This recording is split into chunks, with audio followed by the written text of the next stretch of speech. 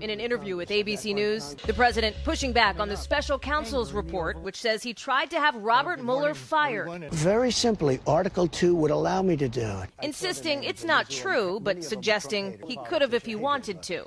So your position is that you can hire or fire anybody, stop or start? That is the position of a lot of great lawyers. That's the position of some of the most talented lawyers. And you have to have a position like that because you're the president. The president can't obstruct justice. A president can run the country, and that's what happened, George. I run the country, and I run it well. If you answer these questions to me now, why not answer them to Robert Mueller under oath? Because they were looking to get us for lies, for slight misstatements. I looked at what happened to people, and it was very unfair. Number one, I was never going to fire Mueller. I never suggested firing Mueller. Article 2 would have allowed me to fire him. So it sounds but like I wasn't going to fire. You know why?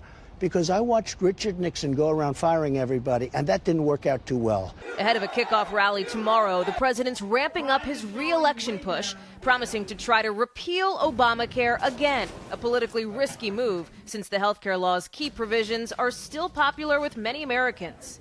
We're going to produce phenomenal health care, and we already have the concept of the plan, and it'll be much better health care. Tell people what the plan is? Yeah, well, we'll be announcing that in about 2 months, maybe less.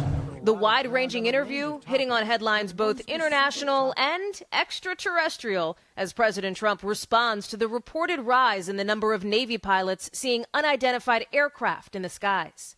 I think it's probably, I want them to think whatever they think. They do say, I mean, I've seen and I've read and I've heard, and I did have one very brief meeting on it, but people are saying they're seeing UFOs. Do I believe it? Not particularly. Another moment getting attention, a cough going viral. It's a fantastic financial statement. And let's do that over. He's coughing in the middle of my answer. Yeah, okay. I don't like that, you know? The president calling out his chief of staff. The camera's still rolling. If you're going to cough, please leave the room. Get a shot of, and I'll come over here. You just can't. Just to change the shot. Okay. Sorry. Okay, do you want to do that a little differently then? Yeah, we just changed the angle. Okay. Yep. Thank you. So at some point, I look forward to, frankly, I'd like to have people see my financial statement. Hallie joins us now. And Hallie, you mentioned tomorrow's big re-election push for the president. It comes as we're hearing about a shakeup in his campaign. What can you tell us? That's right, Lester. Some pollsters going to be fired, according to a person familiar with this, that some of those pollsters will be let go. Why?